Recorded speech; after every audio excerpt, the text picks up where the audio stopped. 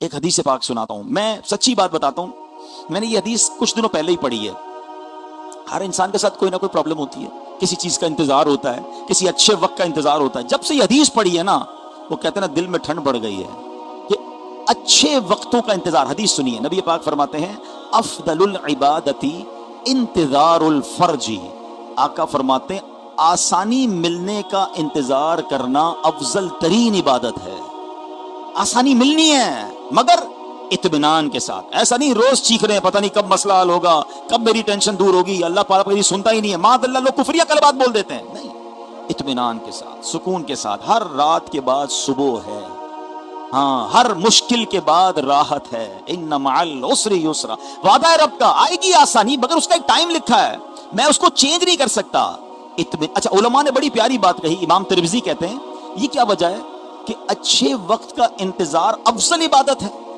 تو امام ترمذی فرماتے اس کی وجہ یہ ہے کہ جو بندہ صبر کے ساتھ، دلی اطمینان کے ساتھ آسانی کا انتظار کر رہا ہے نا، وہ ایکچولی سبب پر نہیں مسبب الاسباب پر نظر رکھے ہوئے ہے کہ اللہ نے جب چاہنا ہے میرا مسئلہ حل ہوگا۔ تو یہی تو ایمان ہے نا کہ اللہ پر بھروسہ ہے، اسباب پر بھروسہ نہیں، پیسے ہوں گے تو مسئلہ حل ہو جائے گا، فلاں جگہ دکان کھولوں گا تو مسئلہ حل ہو جائے گا، فلاں آئٹم آ جائے گی تو مسئلہ نہیں، اس کا جو اطمینان ہے وہ رب پر ہے۔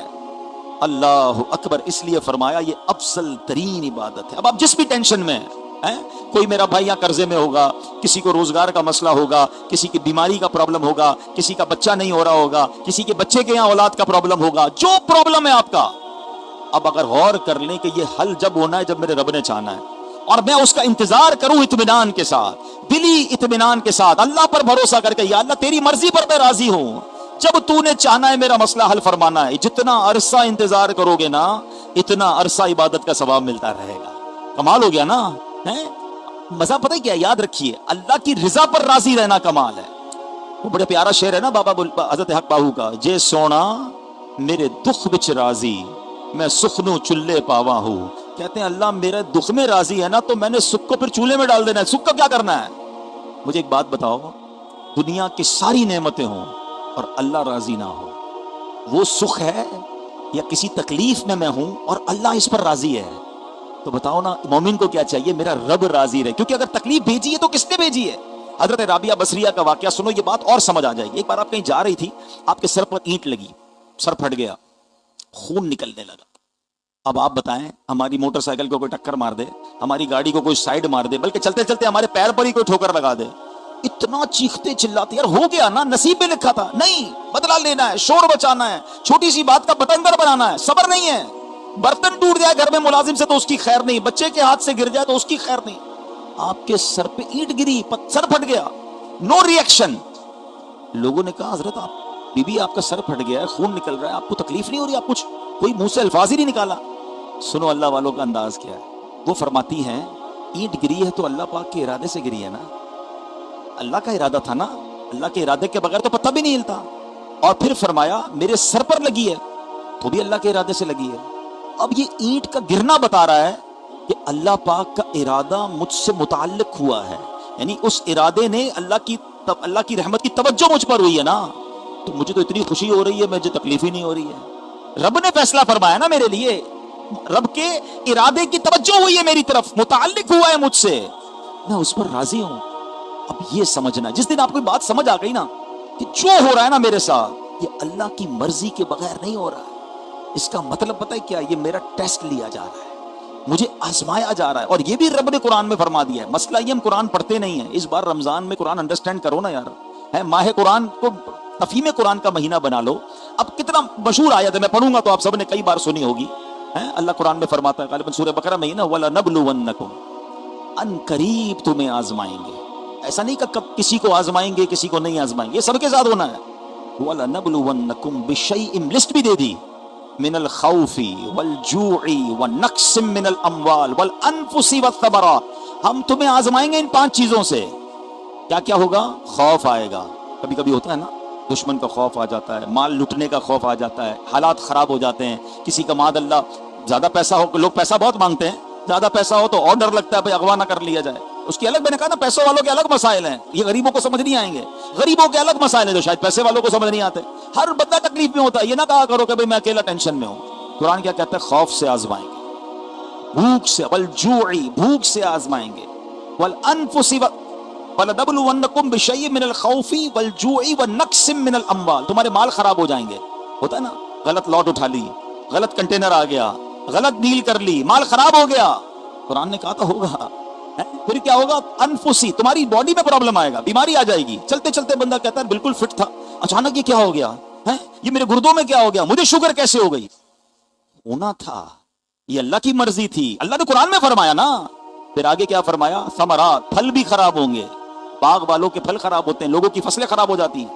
یہ ساری لسٹ دینے کے بعد اللہ نے کیا کہا کہ جو یہ ہوگا نا، آگے فرمایا وَبَشِّرِ الصَّابِرِينَ، خوشخبری ہے صبر والوں کے لیے۔ ٹیسٹ ہوگا، پاس ہونے والوں کے لیے خوشخبری۔ وہ کیا کرتے ہیں؟ الذین اذا اصابتهم مصیبہ، جب ان پر کوئی مصیبت آتی ہے، پریشان ہو جاتے ہیں، تو کیا کہتے ہیں؟ قالوا انا للہ وانا الیہ راجعون، اللہ ہی کا مال ہے، اللہ ہی کی طرف لوٹ کر جانا ہے۔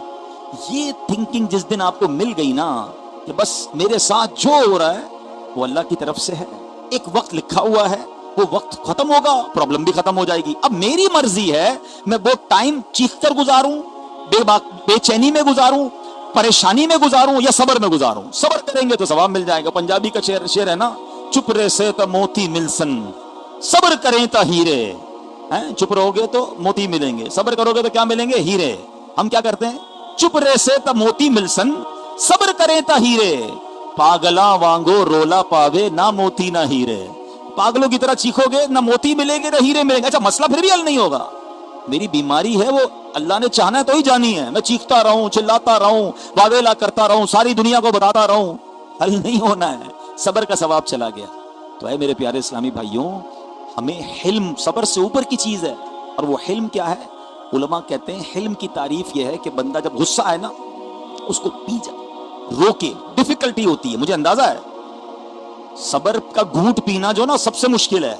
ہاں لوگ کہتے ہیں یار تم بزدل آدمی ہو، صبر کرتے ہو، بدلہ لو نا، بدلہ لینا تو آسان ہے، اور یہ میں نہیں کہہ رہا، نبی پاک کی حدیث ہے، اللہ کے حبیب علیہ الصلوۃ والسلام فرماتے ہیں پہلوان وہ نہیں جو غصے کے وقت کسی کو پچھاڑ دے، پہلوان وہ ہے جو غصے کے وقت اپنے آپ پر قابو میں رکھے۔ مثال دیتا ہوں، آپ کو کوئی گالی دے، آپ فوراً اس کو گالی کا جواب دے دیں، یہ تو آسان تھا۔ کمال یہ ہے کوئی برا بھلا بولے اور آپ صبر کریں، یہ زیادہ مشکل ہے۔ لوگ کہتے ہیں وہ مرد نہیں ہے، مرد وہی ہے جو غصہ پی جائے، اور نبی پاک کا فرمان سن لیا نا۔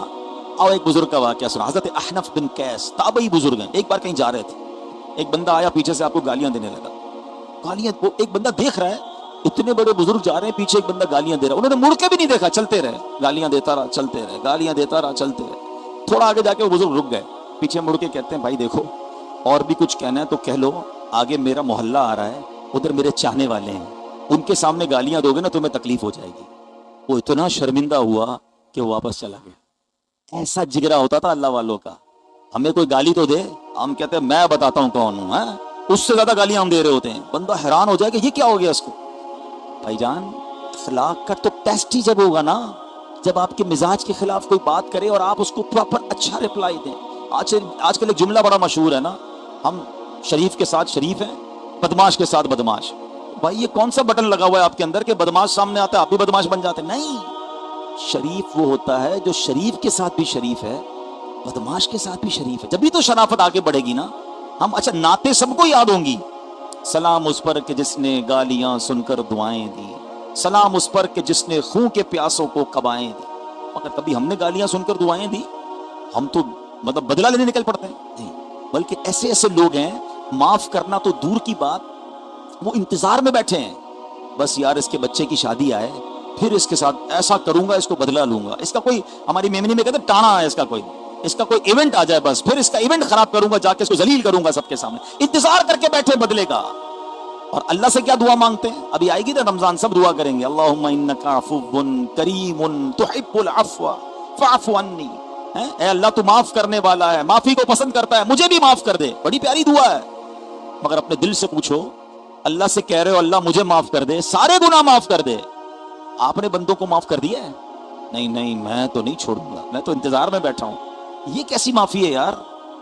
مزہ یہ ہے کہ میں بندوں کو معاف کروں اور پھر اللہ سے کہوں یا اللہ تو بھی معاف کر۔ تو اس رمضان میں معافی، درگزر، حلم، حلم اللہ کی سنت ہے. آپ کو پتا ہے اللہ کی سنت کیسے ہے؟ بڑی پیاری بات. پہلے تو قرآن کی آیت سن لو. اللہ کریم قرآن مجید میں کیا ارشاد فرماتا ہے؟ رب عز و جل فرماتا ہے ربک الغفور ذو الرحمہ لو یؤاخذہم بما کسبوا لعجل لہم العذاب. آسان ترجمہ قرآن کنز العرفان، تمہارا رب بڑا بخشنے والا رحمت والا ہے. اگر وہ لوگوں کو ان کے اعمال کی بنا پر پکڑ لیتا تو جلد ان پر عذاب دیتا. اللہ کتنا حلم والا ہے. ہم گناہ کرتے ہیں وہ ہوا نہیں روکتا ہے. اصول کیا کہتا ہے؟ ادھر میں گناہ کرتا میری سانس رکنا شروع ہو جاتی، ادھر جھوٹ بولتا میری زبان بند ہو جاتی، ادھر حرام دیکھتا میں اندھا کر دیا جاتا، ادھر اللہ کو کوئی ناراض کرتا زمین میں دھسا دیا جاتا. کوئی عذاب نہیں ہو رہا مجھ پر اور آپ پر. صبح و شام گناہ کر رہے ہیں. اس کا مطلب کیا ہوا؟ اللہ ڈھیل دے رہا ہے، اللہ موقع دے رہا ہے. وہ حلیم ہے. اور کمال حلم دیکھو، ساری زندگی کوئی گناہ کرے، ایک سچی توبہ کر لے، اللہ سارے گناہ معاف فرما دیتا ہے. اچھا سبحان اللہ، کیسا مزہ آیا نا سن کر. اللہ سارے گناہ معاف کر دیتا ہے. ہم کیوں نہیں معاف کرتے؟ ہم بیوی کو معاف نہیں کرتے، ہم ملازم کو معاف نہیں کرتے، ہم رشتہ دار کو معاف نہیں کرتے. یہ سوچنا ایک بات ہے. آج ماہ رمضان میں جہاں بہت ساری عادتیں بہتر کرنی ہیں، اس بار حلیم بننے کی کوشش کرو. یہ اللہ کو بڑا پسند ہے. غصہ پینے والا. اور حلیم کون ہوتا ہے؟ کہ اس کو اتنی عادت ہو جائے غصہ پینے کی، یا تو غصہ ہی نہ آئے، یا غصہ آئے تو زور نہ لگانا پڑے غصے کو روکنے کو، عادتاً ہی بندہ برداشت کر جائے. یہ بڑی سعادت کی بات ہے جو حلیم بن جائے، جس کی طبیعت پہ حلم آ جائے. نبی پاک حلیم، تمام انبیاء حلیم، حلم والے. اور خود رب عز و جل حلم والا. وہ حلیم ہے. اس کا ایک نام ہے، صفتی نام ہے حلیم. ہم کب بنیں گے ایسے؟ تو پلیز اس رمضان میں لڑائی جھگڑا مت کرنا. یہ رمضان بڑی برکت والا مہینہ ہے. میں آخری بات کرنا چاہتا ہوں. رمضان کی برکتیں امام صاحب اور ماشاءاللہ مبلغین علماء بیان کرتے بچپن سے سن رہے ہیں. نفل کا ثواب فرض کے برابر، فرض کا ثواب 70 گنا، روزانہ افطار کے وقت 10 لاکھ بخشے جاتے ہیں، رمضان کی راتوں میں دعائیں قبول ہوتی ہیں، رمضان کا جمعہ کا دن آ جائے تو ہر گھڑی 10 لاکھ بخشے جاتے ہیں. کمال ہی کمال ہے نا. اللہ نے اتنا بڑا احسان کیا. بس اللہ سے دعا کرو کہ اللہ رمضان خیر سے مل جائے. ہاں رمضان سے پہلے بھی تو جا سکتے ہیں نا دنیا سے. بڑی پیاری دعا اسی لیے بار بار ہم کر رہے ہیں کہ اللہم بلغنا رمضان بالصحت وعافیہ. اللہ رمضان سے ملا دے، اور ایسا ملائیو مالک کے صحت بھی ہو، عافیت بھی ہو، پورے روزے رکھ سکیں، پوری تراویح پڑھ سکیں. لاٹری نکلنے والی ہے ہماری انشاءاللہ. رحمتوں کے دروازے کھل جائیں گے. سب سے بڑا دشمن شیطان، اسی کو بند کر دیا جائے گا. مگر جو میں جس پوائنٹ کی طرف لانا چاہ رہا ہوں، بلیسنگز آف رمضان، برکتیں رمضان کی، میں ساری رات بیان کروں تو بیان ختم نہیں ہوگا. مگر ایک چیز بھول جاتے ہیں ہم، جس کو فوکس کرنا بڑا ضروری ہے. پہلے کہ اللہ کی رحمت کا اور اس کی قدرت کا قانون سمجھ لو. جب بھی کسی دن یعنی وقت، کوئی بھی وقت مقدس ہوگا یا مقام مقدس ہوگا، اس وقت یا اس مقام میں اگر کوئی اللہ کی نافرمانی کی جائے گی نا، گناہ کیا جائے گا، اس کی پنشمنٹ بھی زیادہ ہوگی. اب اس کو آسان لفظوں میں سمجھاتا ہوں. ہم اگر ابھی کپڑا مارکیٹ میں ہوتے اور اللہ نہ کرے ہم میں سے کوئی بھائی گناہ کرے، بالکل گناہ ہے، مگر وہی گناہ مسجد میں آ کر کرے، زیادہ بڑا ہو جائے گا نا. یار اللہ کے گھر میں آ کے کیا کر رہے ہو یار؟ ادھر جھوٹ بول رہے ہو، ادھر ماد اللہ گانے باجے، ادھر فلمیں ڈرامے، لوگ مارنا شروع کر دیں گے. اللہ کے گھر میں آ کے کر رہے ہو، کیوں؟ باہر بھی تو کر رہا تھا بھائی، باہر الگ چیز تھی، مسجد میں آ گیا بھائی، توبہ کر. صحیح ہے نا. مقام بدلا، سیویریٹی بڑھ گئی، پنشمنٹ اور عذاب بڑھ گیا. مقدس مقام میں نہیں ہو سکتا یہ. مکے میں جا کر کوئی گناہ کرے، ایک نیکی 1,00,000 نیکی کے برابر، ایک گناہ 1,00,000 گناہ کے برابر. کیوں بھائی؟ اس کا مقام ہی ایسا. یعنی تم مکے عبادت کرنے دنیا آتی ہے اور تم ادھر آ کے گناہ کر رہے ہو حدود حرم میں. بات سمجھ آ رہی ہے؟ مفتی احمد یار خان نعیمی فرماتے ہیں جمعے کے دن مقام اتنا بڑا ہے جمعے کا، ایک نیکی 70 نیکیوں کے برابر، مگر جمعے کے دن ایک گناہ بھی 70 گناہ کے برابر. لوگ اس کو بھول جاتے ہیں. یعنی کسی بھی صورت میں جمعہ کے دن آئے تو مجھے گناہ نہیں کرنا چاہیے یار، 70 ملٹیپلائی ہو جائے گا بھائی. اب آؤ رمضان. رمضان میں میری بخشش کا سامان کیسا کیا میرے مولا نے؟ سب سے پہلے تو شیطانی بند ہو گیا جو بہکاتا ہے. اب اجر بڑھا دیا، ثواب بڑھا دیا. روزہ دار سو رہا ہے پھر بھی اس کی نیکیاں چل رہی ہیں. بارے نیارے ہو گئے نا. لاٹری، عبادت کرو ملٹیپلائی ہو رہی ہے. اب رمضان میں کوئی گناہ کرے، ہاں یہ یاد رکھنا وہ بڑا خطرناک معاملہ ہے. حدیث پاک میں سناتا ہوں آپ. حدیث پاک کا جز ہے جو رمضان میں ایک گناہ کرے اس کے 1 سال کے اعمال برباد کر دیے جائیں گے. ہم یہ بھول رہے ہیں. ہم روزے رکھ رہے ہیں، تراویح بھی پڑھ لیتے ہوں گے، تلاوت بھی کر لیتے، مگر گناہ نہیں چھوڑ رہے. اس کو کیوں بھول رہے ہو آپ؟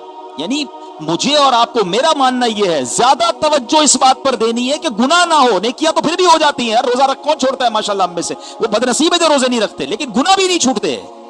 ایک بار مولا علی شیر خدا نے ایک قبر والے کو دیکھا, اللہ کے ولی تھے, قبر میں نظر پڑتی تھی, آپ نے دیکھا عذاب ہو رہا ہے, اللہ سے عرض کیا مولا اس کو بخش دے. فرمایا اے علی اس کی سفارش نہ کریں. تو مولا کیا وجہ ہے؟ فرمایا اے علی یہ بندہ دن میں روزے رکھتا تھا, رات گناہوں سے باز نہیں آتا تھا. مجھے بتاؤ جو دن میں روزے رکھے رات گناہ سے نہ بچے, مولا علی سفارش کریں تو روک دیا جائے. وہ الگ بات ہے کہ اللہ پاک کی بارگاہ میں آپ نے بہت گریہ وزاری کی, اللہ نے اس کی بخشش کر دی, مگر اس کا کیا ہوگا جو روزے نہیں رکھتا؟ اس کا کیا ہوگا جو روزے رکھ کر جھوٹ بھی بول رہا ہے؟ اصل میں ایک بات سمجھنی ہوگی, اگر آپ غور سے میری بات سمجھیں نا جو میں سمجھانا چاہ رہا ہوں. ہم سب نے سب سے پہلے یہ چیک کرنا ہوگا کہ کن کن گناہوں میں میری عادتیں ہیں جو مجھے بند کرنے, مجھے وہ سارے دروازے بند کرنے جہاں سے مجھ سے گناہ ہو جاتا ہے. I have to close all the doors. اور اس کے لیے غور تھوڑی دیر بیٹھنا پڑے گا, ایسا نہیں ہوگا. یہ بٹن نہیں ہے چاند دکھے گا تو جھوٹ کا بٹن بند ہو جائے گا, غیبت کا بند ہو جائے گا, بدنگاہی کا بند ہو جائے گا, حرام کا یہ بند کرنے پڑیں گے ورنہ چلتے رہیں گے. لوگ یہ سوال بھی کرتے ہیں یار گناہ کیسے ہو جاتا ہے, شیطان بند ہے. علماء نے بڑی پیاری مثال دی, سائیکل چلائی ہوگی آپ نے, سائیکل کے پیڈل مارتے رہو پھر چھوڑ دو پھر بھی سائیکل چلتی ہے. بولا 11 مہینے اتنے پیڈل مارے ہیں شیطان نے ہمارے اوپر اور ہم بھی چل رہے ہیں اس کے ساتھ کہ باقی مہینہ ہم خود ہی چلا لیتے ہیں. تو بھائی بند کر بریک. اچھا پیڈل والی سائیکل کو ایک بار روک لو, آپ پیڈل نہیں مارو گے تو نہیں چلے گی نا, بس یہی سمجھ لو فارمولا. ایک بار روک لو گناہ کو, بریک لگا دو, آپ شیطان نہیں کروا سکے گا. ہم بریک ہی نہیں لگا رہے, جھوٹ بولی جا رہے ہیں, غیبت کری جا رہے ہیں, موبائل فون وہی ہاتھ میں ہے, اس کے اندر سارے پیجز بھی وہی ہیں, واٹس ایپ کے گروپ بھی وہی ہیں, فیس بک کی جناب سارے لائکس بھی وہی, جیسے کھولتے کوئی گانا آتا ہے, کوئی فلم آتی ہے, کوئی بے حیائی. ہماری آنکھیں دیکھ رہی ہے رمضان میں گناہ. پلیز سمجھو اس بات کو, ساری کمائی ضائع ہو سکتی ہے, کروڑوں بخشے جائیں گے, کہیں میں نہ رہ جاؤں, اس گھبراہٹ میں رہنا ہے. ہاں ہر روز یہ دعا کرنی ہے اور اپنے آپ کو چیک کرتے رہیں. اب اس کے 2-3 طریقے بتا دیتا ہوں. پہلی چیز تو یہ ہے کہ آپ اپنے موبائل فون کو سوشل میڈیا سے فارغ کر دیں. 1 مہینہ نہیں دیکھو گے تو کچھ نہیں ہوگا, بس صرف اگر واٹس ایپ کی ضرورت ہے بات چیت کرنی وہ کریں, باقی نہیں, کیونکہ مجھے پتا ہے میں نے کھولنا ہے تو کہیں اور چلے جانا ہے. یہ میرا گناہوں کا ایک دروازہ میں بند کر دوں.